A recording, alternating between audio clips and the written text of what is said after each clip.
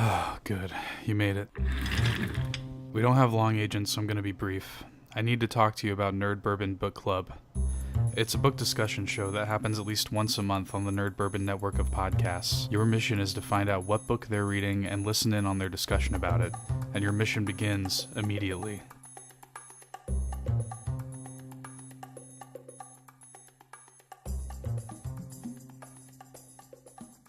Hello and welcome to the inaugural episode of Nerd Bourbon Book Club. This is going to be our monthly kind of book reading podcast series, kind of a mini series that we wanted to do for a couple of reasons. A, we wanted more reasons to read books because Todd and I would both say that we don't read as much as we would like to. That's some real shit. Yeah, I just would like to read more, and this is a good excuse to do it. And B, I can't seem to stop making shows. I just want to do more content because I'm an idiot and I want to make more work for myself. So the way the show's going to kind of work, it's going to post once a month. We're going to announce during the main show which book that we're reading at the beginning of the month. So the first episode of the main show in a given month is going to announce what the month's book club book is going to be. And at the same time as the last episode of the month, we're going to make the episode of Book Club live, sort of talking about that book. So that will allow the listener to read along with us, and you have a month to do it. You can kind of listen to the podcast if you read it, or even if not, and you don't care about spoilers or anything, you can listen along too, and it'll just basically be a book review show. Some episodes may be pretty short. I think today's episode is going to be a little bit short. Some episodes may be long. It just kind of depends on the length of the actual book we're reading and the content that we're covering. But let's get right into it, man. The inaugural episode here, as we alluded to a few episodes of the main show back, is the first volume of the manga Berserk, which I know you're passionate about. Very passionate about. You already know, I have a love of Dark Souls and Bloodborne. Miyazaki was very heavily influenced by Berserk. The entire, all those games are very heavily influenced by Berserk, and it kind of got me into checking Berserk out, and I fell in love. I was like, How did you learn about the connection between Dark Souls and Berserk? Honestly, I probably read it somewhere at one point, but honestly, on, the wiki or something. Honestly, just fucking reading the series, you see it, it's right there, in fucking plain view, Yeah, even just in this first volume, the references and these sort of inspirations are worn very much on its sleeve. So Berserk, just to sort of kind of formally lead into it, is a manga series by Kentaro Miura. Is that how you pronounce it? That's correct. It started in 1988, which is pretty impressive considering that just from the get-go, as soon as you open the book, the art is fucking gorgeous. And it gets better. I mean, just sort of flipping through, and it's funny because there are certain pieces of art that look different from others as well. Mm-hmm. There's some kind of more painterly things. There's some with more defined lines. I really like the way the book handles blood. I don't know. It's a really gorgeous book just to look at, even for it being from the fucking 80s. And like I said, the sort of dark fantasy thing is very much apparent here. Mm-hmm. Very detailed style. And I've got the book. You might hear me flipping through it as I'm talking about it. I've got the book in front of me right now. The first volume covers, I guess, the first, 3 chapters? Something like that. It's a little under, 200 pages. Yeah, it's 167? It's a little over 200 pages, I think, but it's whatever. It's a little over when you consider everything. Consider, the table of contents, all that garbage, yeah.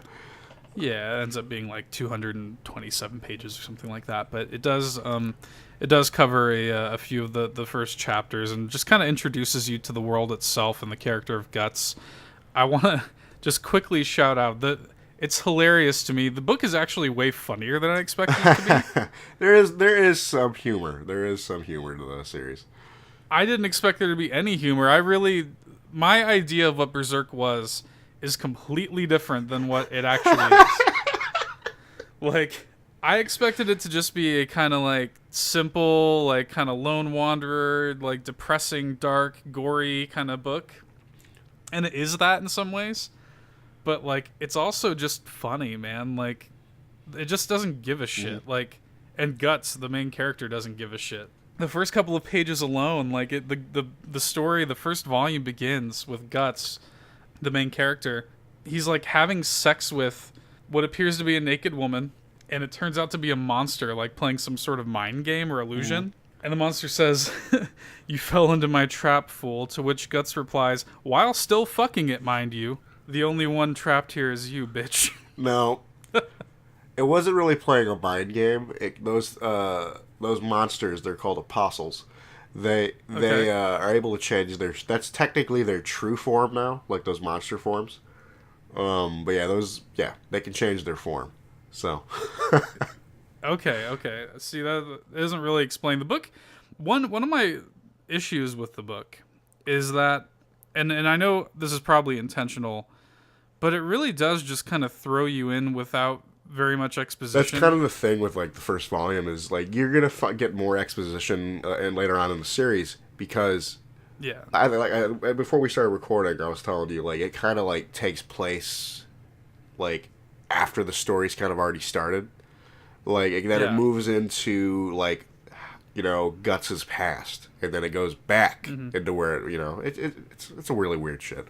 It makes sense. It's weird. I mean, it's a very, like, non-traditional way of storytelling. And, the book in general is very non-traditional. It's, like, especially when you compare it to other manga series, even for the time, it's very, like, no holds barred. Like, the book is not afraid to just like indiscriminately kill off characters.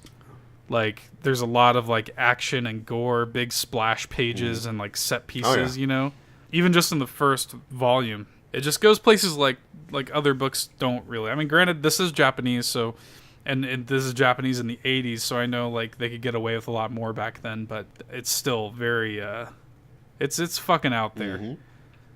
I mean, if like I said, the first few pages really kind of sets the tone for how out there this book is going to be. But I mean, later on, this young girl on this caravan is killed by monsters that are attracted to, I guess, the brand on Guts' neck.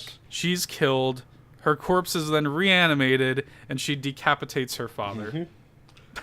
So, like, it's like, what? Welcome to Berserk. Exactly. And but like I said, it's kind of contrasted to this shit, like, there's this elf fairy. Puck. Yeah. Puck, that's the name. Yeah, who's, like, this kind of, like, cutesy, sort of, like, there's, like, weird, like, I described in one of the main episodes of Nerd Bourbon, the weeaboo definition of fan service, where it's, like, all these close-ups of, like, her ass and shit. I think Puck is a boy. I was about to say, it might be a boy, actually. There's no, like, gender identification. Sexualized either way. The book just has like such a focus on like I don't know, like just the dark grossness of humanity, I guess. That is definitely a good way of putting it. Damn. I don't know, like it's just they describe it. I'm looking at the back now. This is published by Dark Horse in the US, which is interesting. On the back they have a sort of genre identifier and they actually refer to it as a horror series, which is weird to me. Would you consider it? You having read everything that's out so far? There is some like very like dark imagery like later on in the series. I could definitely consider it being called a horror series. Yeah. There's a line that I like, and just the character of Guts. He just, as I said, he just doesn't give a shit, and it's funny because I feel like Guts is almost a reflection. This seems like Kentaro Miura's sort of almost like his. I said just a second ago that it's like a reflection of the grossness and the darkness of humanity.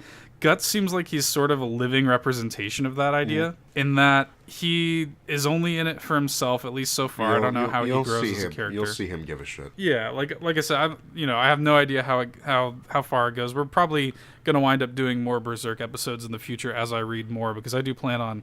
I do like it, and I do plan on reading more. But in this first volume, at least, there's a line that I wrote down because it sums up his character to me in a nutshell.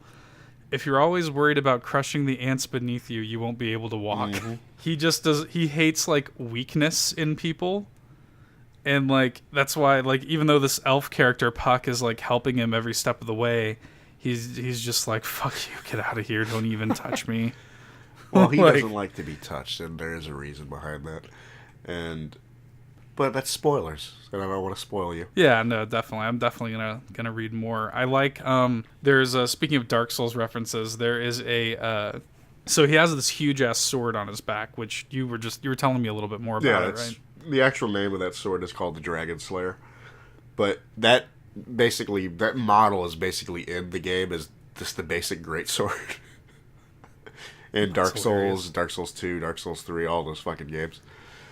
Yeah, it does look like that. But even when it's in like the first few pages, he goes into like this bar or this shop or something like that where Puck is like being tortured, and they refer to it. They say it's not even really a sword; it's more like a slab. And I'm like, okay, so this is where the Dark Souls, the slabs come in. Oh Lord. So that's an interesting little Easter egg, I think. Yeah, they call it like a hunk of iron half the time in the fucking series. Yeah, because that's what it is. It's literally like it just looks like a fucking hunk of iron that's huge, and like the whole deal with it is like he shouldn't even be able to wield it. That is the whole deal. Like Guts is the only person that's ever been able to wield that sword. Interesting series. Is there any as somebody who is like all caught up with the series, is it like weird to go back and read these first few chapters? Like I know how it normally is. It is a little bit because I kind of already know everything. Like I know what's coming. I know the bullshit that's coming in this series, and it is weird to see a different time. Yeah, it seems to me like because you skipped ahead a little bit to see kind of where the first little mini arc with like the count and everything, who's like this cannibalistic sort of he like the sort of the ending pages, he's like crushing a human head between his fingers.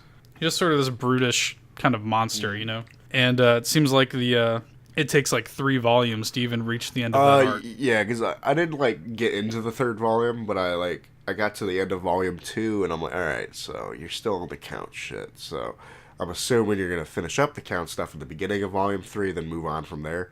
But you kind of like were able to witness a couple different things from that from the series. I don't think you realize there's like this spirit that is always following him. That looks like almost infantile a little bit. Looks like a baby. Yeah, that would be explained.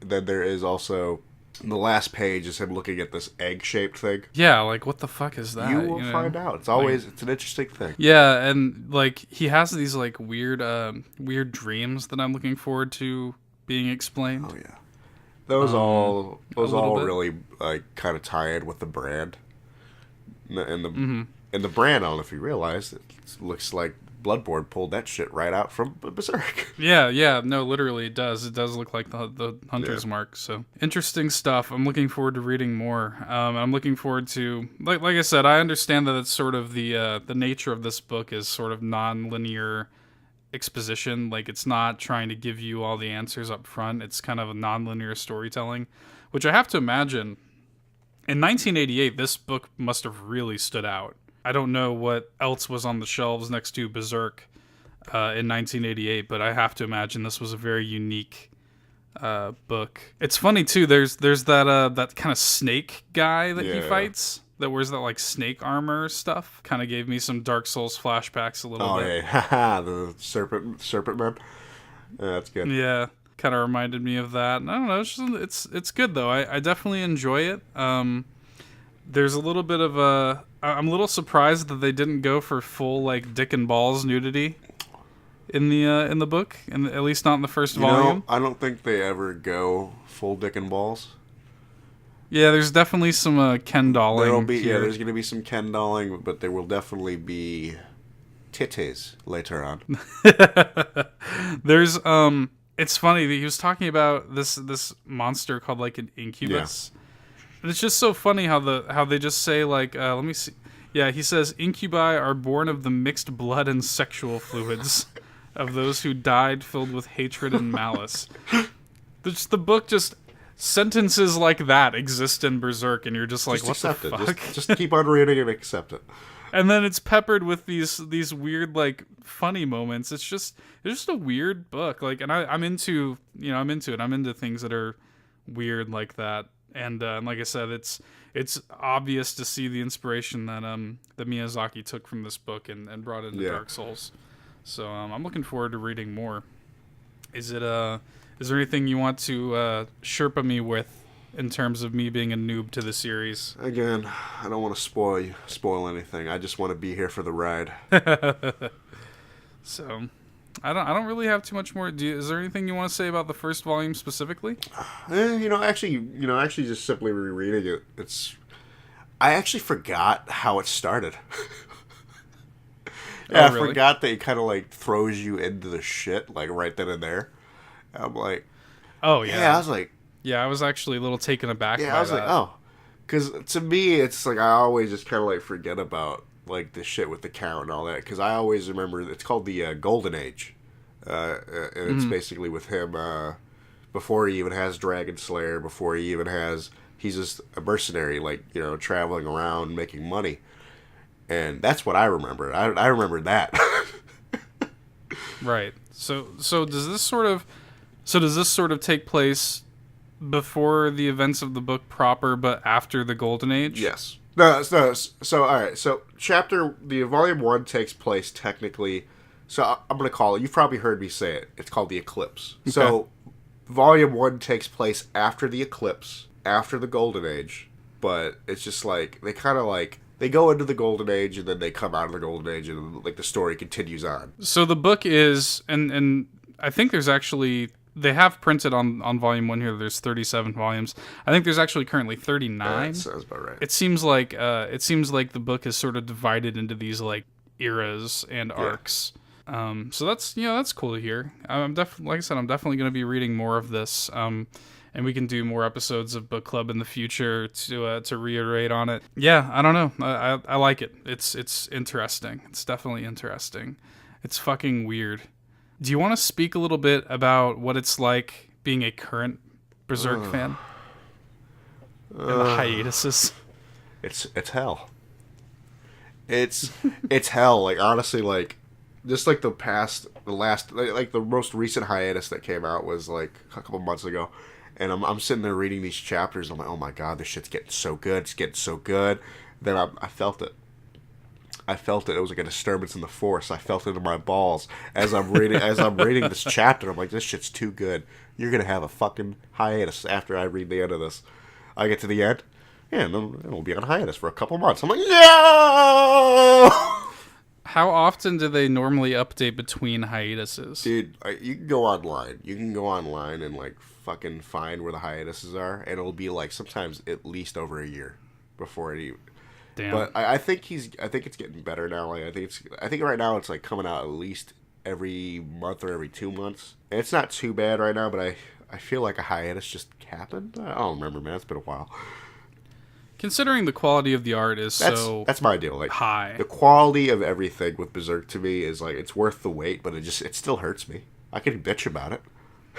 Do you know if it's used the same artist like throughout the series? Pretty sure.